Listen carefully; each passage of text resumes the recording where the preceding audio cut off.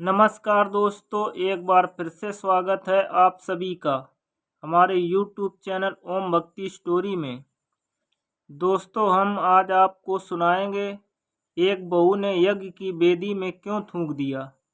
अगर आप हमारे चैनल पर नए हैं तो प्लीज़ हमारे वीडियो को लाइक करें और चैनल को सब्सक्राइब करें और कमेंट करें।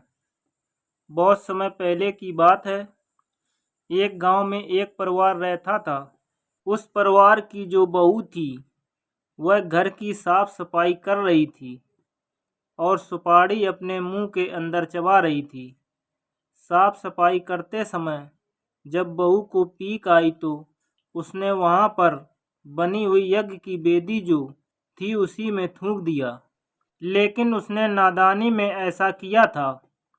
भूल बस उसे पश्चाताप भी हुआ, लेकिन उसके थूकने के बाद आश्चर्य का ठिकाना न रहा। जो उसने थूका था हवन की वेदी में, वह तुरंत ही सोना बन गया।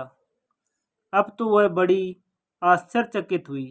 अब वह प्रतिदिन जानबूझकर अधर्म आचरण करने लगी और उस हवन की वेदी में थूकने लगी। जब भी वह थूकती तो उसके थूकने से सोना बन जाता।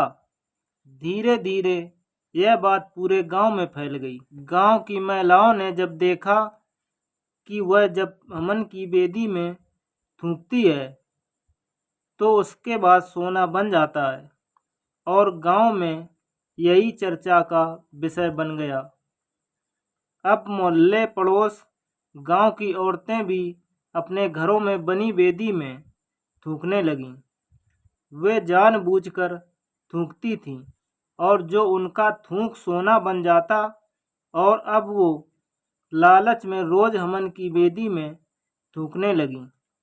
धीरे धीरे उनके पास सोना इकट्ठा होने लगा। उसी गांव में एक दूसरी औरत रहती थी जो बहुत ही पूजा पाठ करती थी। उसका परिवार भी बहुत पूजा पाठ करने वाला था और भगवान को मानता था। अब गांव की औरतों ने उस औरत को बताया, अरे तू क्यों नहीं हवन की वेदी में थूकती है? तू भी थूक दिया कर और हमारी तरह कितना सोना इकट्ठा हो गया। देख कितने जेवर हमने बनवा लिए हैं। लेकिन वह औरत कहने लगी, नहीं, मैं अपने पति की आज्ञा के बिना यह कार्य हरगिज नहीं करूंगी, और जहाँ तक मुझे ज्ञात है मेरे पति इसकी अनुमति कभी नहीं देंगे। किंतु गांव की महिलाओं ने ऐसा वातावरण बनाया कि एक दिन उस औरत के मन में भी आ गई और उसने अपने पति से डरते डरते पूछ ही लिया। तो उसके पति ने कहा, खबरदार, जो तूने ऐसा अधर्म किया। यज्ञ की वेदी क्या थूकने की चीज है? पति की चेतावनी के आगे वह औरत बेबस और चुप हो गई। पर जैसा वातावरण था वैसी बातें होती रहती थीं, क्योंकि कहते हैं संगत का असर कुछ न कुछ पड़ता है। अब वह साधु महिला और लोगों की बातें सुनती। सारी औरतें उसे बढ़ा चढ़ाकर बातें कहती और अपने गले में पहने हार माला कंठी दिखाती और कहती, देखो हमने कितने जेवर बना लिए हैं, हम कितने सुख से रह रहे हैं, हमारी गरीबी तो जैसे छूमंतर हो गई है। अब उन औरतों की बातें सुनती और उनके जो जेवर देखती तो वह मन ही मन में घुलने लगती कि पति की बात और औरतों के उल्हानों ने धर्म संकट में डाल दिया। कि वह औरतों की बात माने या अपने पति की बात माने, यही सोच सोच कर वह बड़ी परेशान रहने लगी। वह सोचती, शायद मेरा यह दुर्भाग्य है या कोई जन्म का पाप है कि सती स्त्री होते हुए भी मुझे तो रत्ती भर सोने के लिए तरसना पड़ रहा है। शायद मेरे पति का कोई गलत निर्णय है या तो उन्होंने गलत निर्णय ले लिया है। लेकिन मैं अपने पति के खिलाफ तो जा नहीं सकती। इस धर्म आचरण से मुझे सोचने लगी कि मैं सती हूँ, साध्वी हूँ, इतना पूजा पाठ करती हूँ, धर्म का आचरण करती हूँ, फिर भी इस नियम के पालन में मुझे क्या मिला? मेरा मन तो कष्ट ही पाता है ना, इसका पालन मैं क्यों करूं?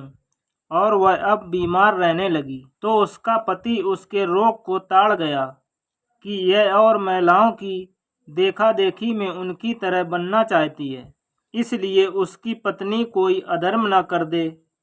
कभी वह भी हमन की वेदी में थूकने लगे तो वह तो बहुत बड़ा पाप होगा, क्योंकि वह जो उसका पति था वह भी बहुत बड़ा पुजारी था, बहुत बड़ा पूजा पाठ करता था, इसलिए वह अपने घर में धर्म का आचरण नहीं छोड़ता था। इसलिए उसने यह निश्चय किया कि वह ये गांव छोड़कर कहीं और चला जाएगा। इसलिए वह अगली सुबह ब्रह्म मुहूर्त में उठा और अपने सब परिवार से उसने बताया कि गांव छोड़कर जाना है। उसने एक गाड़ी में अपना सारा सामान भर लिया और सूर्य उदय से पहले ही वह गांव से बहुत दूर निकल जाना चाहता था। किंतु वह गांव की सीमा से बाहर निकला तो अचानक से पीछे से एक भयानक धमाका हुआ।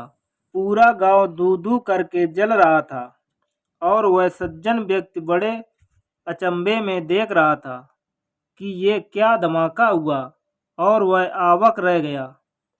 पूरे गांव में आग लग गई थी और उस स्त्री को अपने पति की बातों का मूल अब समझ में आ गया था कि वास्तव में इतने दिन यह गांव बचा रहा है क्योंकि इतना उस गांव में औरतें अधर्म कर रही थीं, तो वह गांव केवल उनके धर्म आचरण करने वाले सिर्फ एक परिवार के कारण बचा हुआ था, क्योंकि उसका जो परिवार था वह गांव के बीच में बसा हुआ था।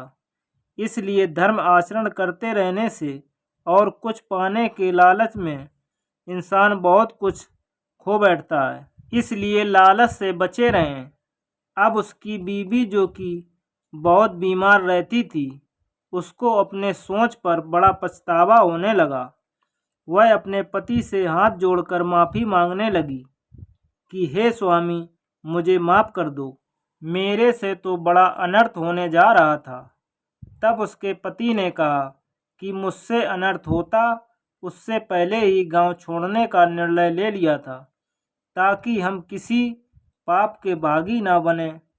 लेकिन यह गांव तो उसके भाग्य से बचा हुआ था, जो उनके निकलते ही, क्योंकि वही परिवार जो धर्म का आचरण कर रहा था, और उनके निकलते ही वहाँ पर अधर्म ही अधर्म हो रहा था। धर्म तो वहाँ एक इंच भी नहीं रहा था, इसलिए पूरा गांव जलकर राख हो गया। दोस्तों, लालच से बचना चाहिए। न जाने किसके भाग से आपका जीवन सुख में और सुरक्षित है, पर हित धर्म का पालन करते रहें, क्योंकि व्यक्तिगत स्वार्थ पतन का कारण बनता है। इसलिए दोस्तों, अगर हमारी कहानी पसंद आई हो तो प्लीज़ हमारे चैनल को सब्सक्राइब करें और शेयर करें। धन्यवाद दोस्तों।